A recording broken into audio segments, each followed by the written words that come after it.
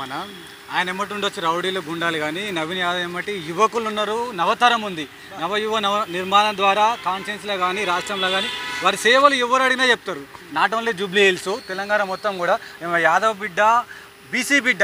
ఈ జూబ్లీ హిల్స్లో ఆయన గురించి ఎవరు అడిగినా చెప్తారు. యువతరము పాత వాళ్ళు కాబట్టి వాళ్ళకి తెలియనట్టుంది. వాళ్ళెంబడి గడ్డాలు అవన్నీ చూసి ఆయన అనుకుంటుండేమో అని ఆయన ఒక కేబుల్ ఆపరేటర్ నుంచి ఇంత స్థాయికి వచ్చిండు. ఆయన చేసి ఇట్లా రావచ్చు, రౌడీలను భూ కబ్జాలు చేసి.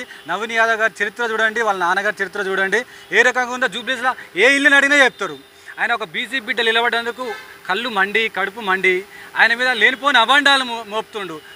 కొట్లాడేది ఉంటే స్ట్రీట్ ఫైట్ చేయాలి, కానీ ఇట్లా స్ట్రీట్ ఫైట్ లేనిపోని నిందలు మోపి అభాండాలు మోపి గెలవాలనుకోవడం వాళ్ళకే సాధ్యమవుతుంది. నవీన్ అన్నకు ఇలాంటి మరక లేదు. మేము తెలంగాణ యాదవ సంక్షేమ సంఘం, బీసీ సంఘం ద్వారా నవీన్ అన్న గెలిపించే ఉద్దేశంతో ఇక్కడ జూబ్లీస్ రావడం జరిగింది. అదేవిధంగా గెలిపించేదాకా మేము ఆయన ఎమ్మటే ఉంటాం. ఎన్ని లక్షల మీద ఎన్ని వేల ఓట్లు మెజార్టీ అనేది మేము చెప్పలేము, కానీ 100% విన్ నవీన్ యాదవ్. జై నవీన్ యాదవ్. వారి వెనుక ఎవరు ఉన్నారో మాకైతే తెలియదు. వాళ్ళు ఉన్నారు కాబట్టి ఆయన అట్లా మాట్లాడుతుండు.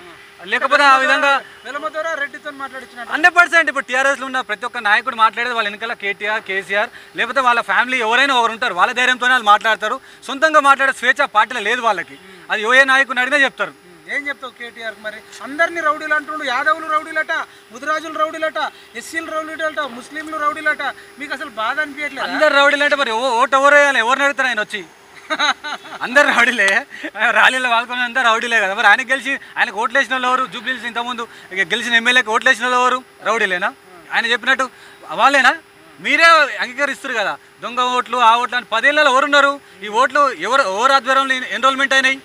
లేనిపోని అని చెప్పి ప్రపాకాండ సృష్టించి ఏది నిప్పు కాల్చి బట్ట కాల్చి మీద వేసి ఏదో గెలుద్దామనుకుంటారు, కానీ అది 100% కుదరదు.